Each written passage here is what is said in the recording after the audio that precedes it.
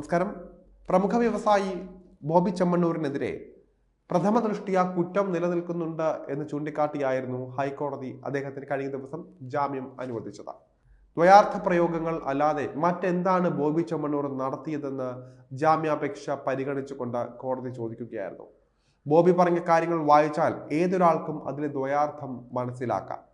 Body shaming സമൂഹത്തിന് ഉൾക്കൊള്ളാൻ കഴിയുന്ന ഒന്നല്ല എന്നും മറ്റൊരാളുടെ ശരീരത്തെക്കുറിച്ച് പരാമർശങ്ങൾ നടത്തുന്നത് ശരിയല്ല എന്നും പി.വി. കുഞ്ഞികൃഷ്ണൻ വ്യക്തമാക്കി. കർശനമായ വ്യവസ്ഥകളോടെയാണ് കോടതി ജാമ്യം അനുവദിച്ചിരിക്കുന്നത്. സമാനമായ കേസുകളിൽ ഉൾപ്പെടരുത്, അന്വേഷണ ഉദ്യോഗസ്ഥൻ ആവശ്യപ്പെടുമ്പോഴൊക്കെ ഹാജരാകണമെന്നും നിർദ്ദേശിച്ച കോടതി ജാമ്യ വ്യവസ്ഥകൾ ലംഘിച്ചാൽ മജിസ്ട്രേറ്റ് കോടതിക്ക് ഇടപെടാമെന്നും പറഞ്ഞു. 7 വർഷത്തിൽ താഴെ ശിക്ഷ ലഭിക്കുന്ന കുറ്റങ്ങളാണ് ചെയ്തതെങ്കിലും വ്യക്തമായ കാരണങ്ങൾ ഇല്ല എങ്കിലും അറസ്റ്റ് ഒഴിവാക്കണമെന്ന സുപ്രീം കോടതി നിർദ്ദേശവും ഹൈക്കോടതി പരിഗണിക്കുകയായിരുന്നു. 3 വർഷം വരെ ശിക്ഷ ലഭിക്കാവുന്ന വകുപ്പുകളാണ് ബോബി ചെമ്മണ്ണൂരിനെതിരെ ചുമത്തിയിരിക്കുന്നത്. അതേസമയം ബോബി ചെമ്മണ്ണൂരിന് ജയിലിൽ പ്രത്യേക സൗകര്യങ്ങൾ ഒരുക്കിയെന്ന ആരോപണമാണ് ഇപ്പോൾ പുറത്തു വന്നുകൊണ്ടിരിക്കുന്നത്. ഇക്കാര്യം വലിയ വാർത്തയായതോടെ സ്പെഷ്യൽ ബ്രാഞ്ച് അന്വേഷിക്കുമെന്ന് തീരുമാനമായിട്ടുണ്ട്. ഉന്നത ഉദ്യോഗസ്ഥനൊപ്പം ജില്ലാ ജയിലിലെത്തിയ ബോബി ചെമ്മണ്ണൂരിന്റെ അനുയായികൾ സന്ദർശക പട്ടികയിൽ പേര് ചേർക്കാതെ സൂപ്രണ്ടിന്റെ മുറിയിലിരുന്ന് സംസാരിച്ചു എന്നാണ് ആരോപണം.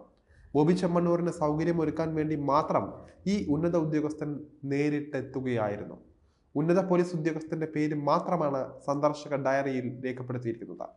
എന്നിട്ടും മറ്റ് 3 പേരും ജയിൽ സൂപ്രണ്ടിന്റെ മുറിയിലിരുന്ന് ബോബിയുമായി കൂടിക്കാഴ്ച നടത്തുകയായിരുന്നു.